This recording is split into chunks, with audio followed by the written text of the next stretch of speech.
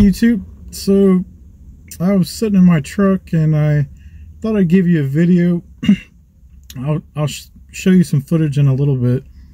We're going to do some things that I've seen on Facebook Marketplace. A lot of people that are just getting into the 80s G-body cars.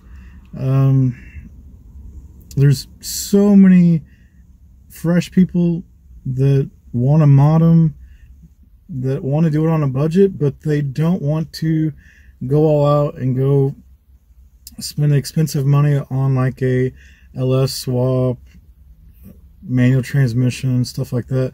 They just want to enjoy their basic, pretty close to original or slightly modified G-body, which would be 1978 to 88. El Camino, Monte Carlo, Cutlass, Regal, Malibu, Bonneville, Le Mans, all those different cars. And I'll give you a couple tips that I'd recommend, especially if you're on a budget. The ones I would recommend would be like the first one, because these cars are in the 30 to 40 year old range now because of age.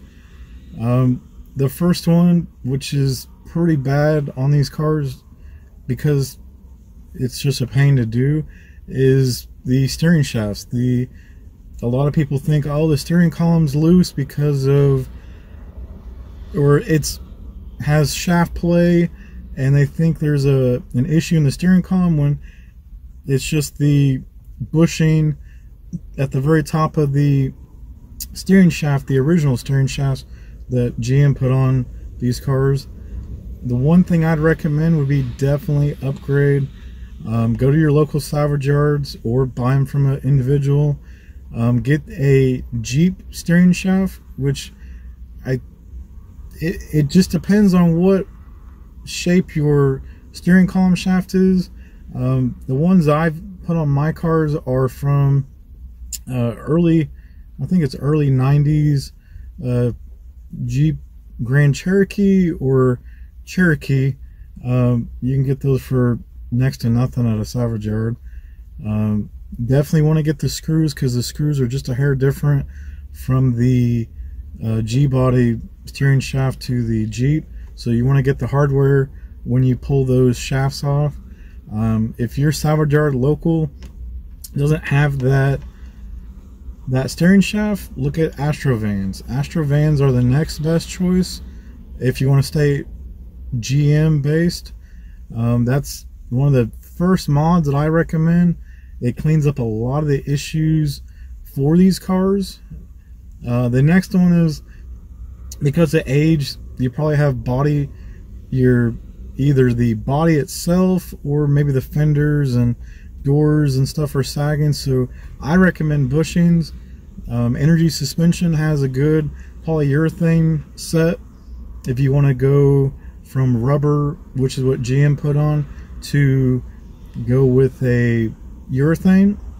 Or if you're going all out drag or special racing, then they do make it, you'd have to look a little bit harder, but a lot of companies make a solid, which is usually like, it look like a hockey puck, but it's aluminum or some kind of hard metal that can go in that place. That would be another choice. It's not an easy thing to do by yourself.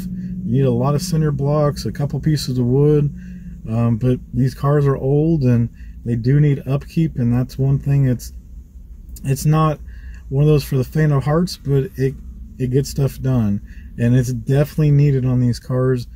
Even for the cream puffs that have 5,000 miles or less, it's age. It's not because of the miles, it's because of the age.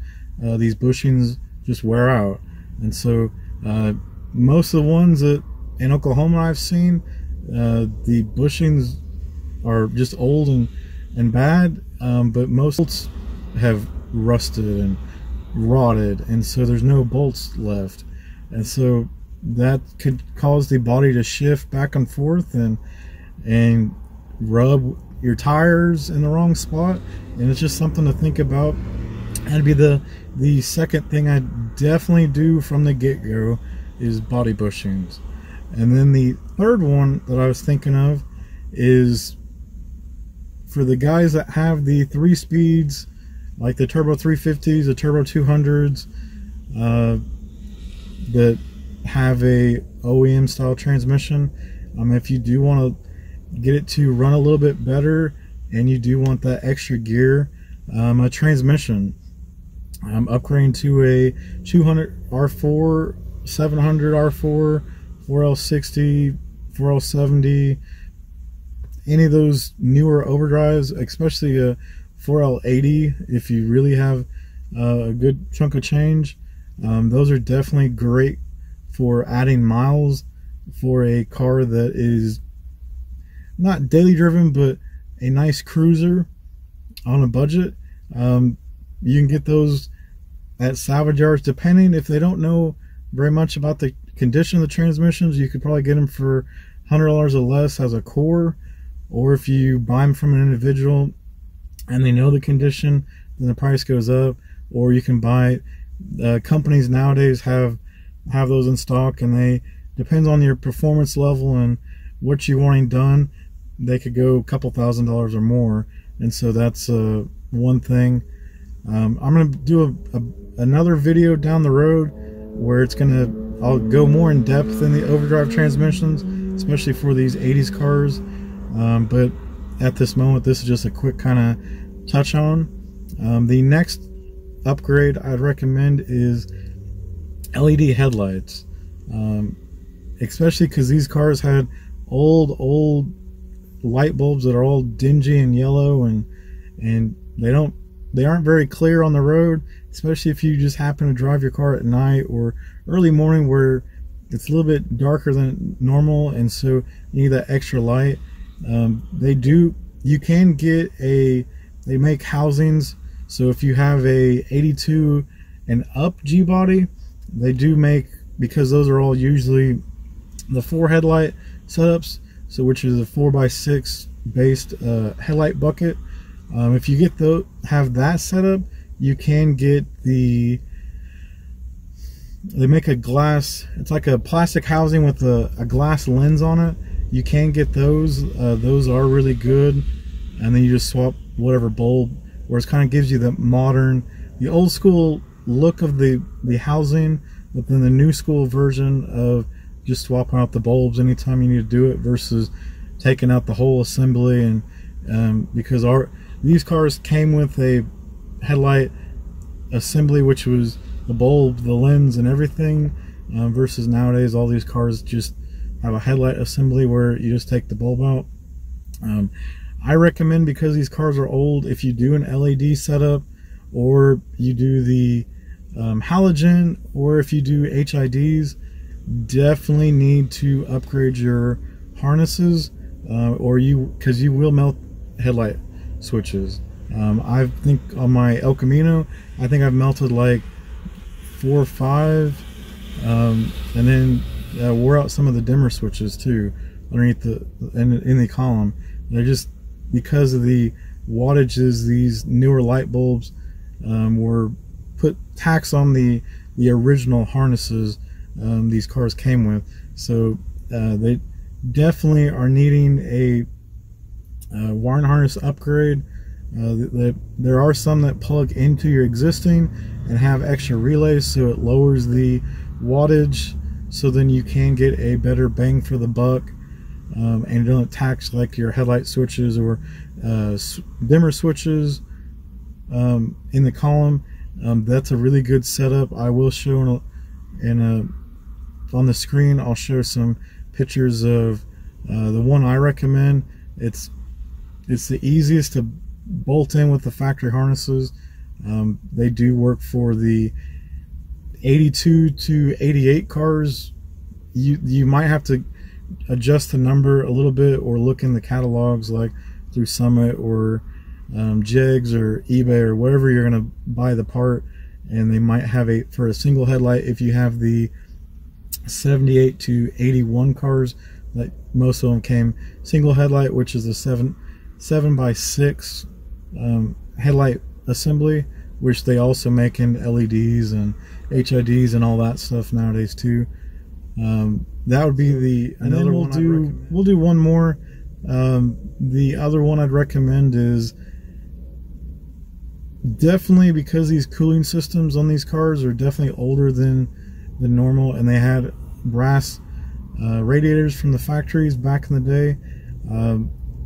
If you have a V6 car, I probably would just stick with a stock radiator, stock style radiator. You have one of like the came with the 305, or you have a bigger engine because it's not factory, like a 350, 383, 400, big block, stuff like that, or even an LS. Those I'd recommend definitely invest in a thicker radiator, if that means a thicker brass radiator, like where it kind of resembles the factory style, or I'd recommend the aluminum. You can look on eBay, or depending on what price range you want, they do make a bunch of different prices for a bunch of different styles. Most of the cars I have at my house are 3-core or 4-core radiators, the super thick aluminum radiators, because I want extra cooling and I don't want to worry about the radiators being an issue. The ones I bought came through, I think, Champion. Every once in a while, if you buy it off their website, they may be cheap. Sometimes you have to look either on their website or through eBay. It's kind of hit and miss, either or. You might be able to run into a better deal. Like their website might have a better deal, but then they charge you shipping, and it's not feasible. But if you go to maybe check the same number on eBay, it may be cheaper and free shipping, or maybe a little bit more money, but it evens out for what you'd spend if you bought it directly from their website versus their eBay store. So that's something to think about. But this is just a quick little video that I want to talk about some of the things that are definitely needed, especially for if you're just getting into these cars. These are kind of the maintenance items, like I was going over. Okay guys, so I'm going to end this video here. It was just a quick talking point, give you some pointers.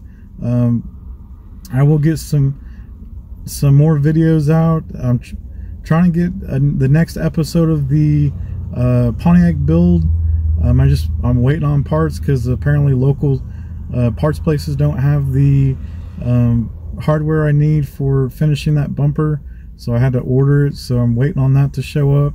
But I'm trying to get you as much content to keep you interested. So if you did like this video, please post a comment. I'd like to hear your insight on my list and what you think of the content. And if you do like the content, please subscribe. We try to get at least 2 to 3 videos out a week. I'm doing my best as I can, and we'll see you on the next one.